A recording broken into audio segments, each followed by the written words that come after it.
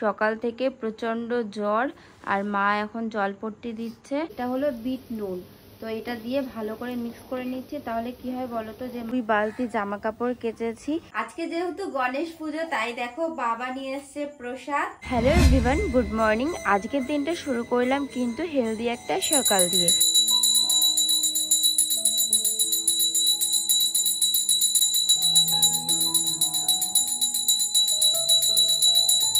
আজকে হলো গণেশ চতুর্থী। গণেশ চতুর্থী উপলক্ষে সকলকে জানাই অনেক অনেক শুভেচ্ছা, অনেক অনেক ভালোবাসা। গণপতি বাপ্পা যেন সকলের মঙ্গল করে, সকলকে ভালো রাখে। তো সকাল সকাল দেখো গণপতি বাপ্পাকে কিন্তু পুজো দেওয়া হয়ে গেল। আর গণপতি বাপ্পার যে ফেভারিট জিনিস লাড্ডু দিয়ে কিন্তু পুজো দেওয়া হয়েছে। আমাদের ঘরে জানো তো গণপতি বাপ্পার অনেক বড় একটা ফটো ফ্রেম ছিল, তো সেটাতেই কিন্তু প্রত্যেক বছর পুজো দেওয়া হতো। কিন্তু দুর্ভাগ্যবশত বাবার হাত থেকে সেই ফটো ফ্রেমটা পড়ে যায়। তো এটা আমাদের অনেক পুরনো একটা ফটো ফ্রেম। তো ছোট হোক আর বড় হোক, ঠাকুর তো সব জায়গাতেই থাকে বলো। রেগুলারের মতো কিন্তু আজকেও দেখো 2 বালতি জামা কাপড় কেচেছি। এগুলো কিন্তু সবই আমাদের বড়দের জামা কাপড়। পেখমের জামা কাপড় তো অলরেডি আগে ধুয়ে মেলে দিয়েছি। এই সাইডে তো এতগুলো রয়েছে, আবার ওই সাইডেও কিন্তু আরো অনেক জামা কাপড় মেলা রয়েছে। আমাদের এত কাচাকুচি কেন হয় কে জানে, মানে আমাদের মানে একটু বেশি কাচাকুচি, রেগুলার প্রচুর কাচাকুচি হয় আমাদের। আজকে বাড়িতে কি মাছ রান্না করা হয়েছে বলো তো? এগুলো হলো তেলাপিয়া মাছের ঝাল বেগুন দিয়ে, আর তার সাথে কাঁচা লঙ্কা দিয়ে মুসুর ডাল করা হয়েছে। আর আমি যেহেতু তেলাপিয়া মাছ খাই না, সেই জন্য কিন্তু রুই মাছের ঝোল রান্না করা হয়েছে আলু আর বেগুন দিয়ে। আর মা আবার বলছে যে বড় তেলাপিয়া মাছ মার এখন খেতে ইচ্ছা করছে না, তো ওই জন্য মা আর আমি দুজনে মিলে কিন্তু রুই মাছের ঝোল দিয়ে ভাত খাবো। জানো তো পেখমের পাপার না খুব জ্বর এসছে, এই দেখো শুয়ে রয়েছে সকাল থেকে প্রচন্ড জ্বর। আর মা এখন জলপট্টি দিচ্ছে, আর ওকে মশারির মধ্যেই রাখা হয়েছে। এখন যেহেতু মানে প্রচুর বাইরে মশা রয়েছে, সেই জন্য কিন্তু দেখো এই যে মশারি টানিয়ে রেখেছে, মশারির মধ্যেই রেখেছে। জ্বরটা কি নেমেছে একটু? না, এখনো তাপ রয়েছে না? বারবার কিন্তু এই যে দেখো জলপট্টি দিচ্ছে, একটু আগেও দিয়েছিল, তো এখনো আবার দিচ্ছে। আর তো তাকাতেই পারছে না, এত জ্বর হয়েছে।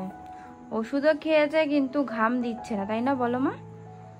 না, ওষুধ খেয়েছে কিন্তু ঘাম দিচ্ছে না। ঘাম দিচ্ছে না, যদি মানে ঘেমে যেত তাহলে কিন্তু জ্বরটা পড়ে যেত। গায়ে প্রচন্ড তাপ। আর এখন কিন্তু ঘরে ঘরেই জ্বরটা হচ্ছে, সবাই কিন্তু সাবধানে থেকো। রাত্রেবেলা আগে ভাত দেওয়া যাবে না, কিন্তু রুটি করতে হবে। যেহেতু জ্বর হয়েছে ওই জন্য জ্বর মুখে কিন্তু ভাত খেতে নেই, মানে রুটি খেতে হয় বলো মা। খেতে পারছেও তো না, দুপুরেও তো খায়নি, অল্প একটু খেয়েছে। রুটি হলে তাও একটু যদি খেতে পারে। হ্যাঁ, জ্বর মুখে তো কিছুই ভালো লাগে না, সবকিছুই অরুচি লাগে। তোমাদের দাদা ভাইয়ের জন্য এখন একটা জিনিস করছে, এটা কি বলো তো? এটা হলো গরম ফুটন্ত জলের মধ্যে খানিকটা আদা দিয়েছি, আর এটা হলো বিট নুন। তো এটা দিয়ে ভালো করে মিক্স করে নিচ্ছি। তাহলে কি হয় বলো তো, যে মাথা ধরাটা থাকে, মাথাটা ঠান্ডা লাগলে যে ভার হয়ে থাকে, সেটা কিন্তু মানে আস্তে আস্তে কমে যায়, অনেকটা রিলিফ হয়ে যায়। এটাকে কিন্তু ভালো করে খানিকক্ষণ ফোটাতে হবে, ফোটালেই কিন্তু তারপরে এটা হালকা উষ্ণভাবে খেলে সেটা কিন্তু অনেকটাই কাজে লাগে। এই নাও, এই যে দেখো মশারির মধ্যে বসে রয়েছে। শরীর কেমন আছে এখন? একটু ভালো আছে। এই নিচ থেকে নাও, মশারিটা তোলো।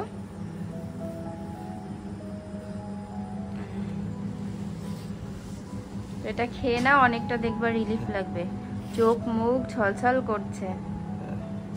এটা এখন কিন্তু প্রচন্ড গরম রয়েছে, একটুখানি ঠান্ডা হয়ে যাক তারপরে খেয়ে নিও পুরোটা, ঠিক আছে?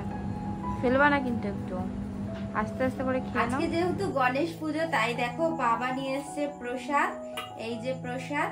আর জানো তো আমাদের বাড়ির সবারই কিন্তু নিমন্ত্রণ ছিল আজকে, কিন্তু আমরা যেতে পারিনি।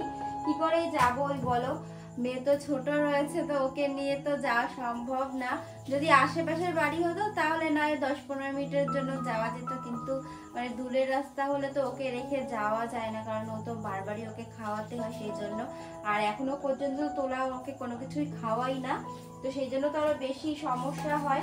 আর এইদিকে কিন্তু বরমশাইয়েরও শরীর ভীষণ খারাপ, তাই জন্য বাড়ির কেউই যেতে পারেনি। বাবাকে বললাম যে তুমি যাও, তুমি গিয়ে প্রসাদটা নিয়ে আসো, আবার যদি না যাওয়া হয় কেউ তাহলে বাবা রাগ করবে। তো কি কি প্রসাদ এনেছে বাবা বলো তো? এটা হলো খিচুড়ি প্রসাদ, আর এখানে রয়েছে এই দেখো আলুর দম রয়েছে, এটা মনে হয় কাশ্মীরি আলুর দম। আর সাথে এই যে রয়েছে মিষ্টি, রসগোল্লা মিষ্টি রয়েছে। আর খিচুড়িটা কি বলতো, মা আর আমি দুজনেই একটুখানি খাই, আর তোমাদের দাদা ভাই আর বাবা বেশি খেতে চায় না। যেহেতু এটা প্রসাদ তাই জন্য সবাইকে অল্প অল্প করে দেব, কারণ প্রসাদটা তো সবার খেতে হয় বলো। প্রসাদটা সত্যি মানে খুব সুন্দর হয়েছে, খিচুড়িটাও টেস্ট হয়েছে, আলুর দমটাও টেস্ট হয়েছে। আর আমার বরমশাই কিন্তু খিচুড়ি সেরকম একটা খেতে চায় না, বাবাও খেতে চায় না, কিন্তু খেয়ে বলেছে প্রসাদটা খুব ভালো হয়েছে, তাই না মা? খুব সুন্দর না, খুব সুন্দর হয়েছে, সুন্দর হয়েছে। ভেবেছিলাম যে তোমাদের দাদা ভাইয়ের জন্য রুটি করব, কিন্তু ও বলছে যে রুটি খাবে না। আগের দিন যে মা বানিয়েছিল গোলা রুটি, তো সেই রকম ভাবেই বানাতে বলেছে, তাই জন্য সেই রকম ভাবে বানাচ্ছি। দেখো এটার মধ্যে কিন্তু অনেক কিছু দেওয়া রয়েছে, পেঁয়াজ, লঙ্কা, সুজি, আর এটা খেতেও কিন্তু বেশ ভালো লাগে। এই দেখো অনেকগুলো কিন্তু ভাজা হয়ে গেছে, এই যে নিচে অনেকগুলো রয়েছে, আরো কটা বাকি রয়েছে, তো পুরোটা ভেজে তারপরে কিন্তু ওকে খেতে দেবো।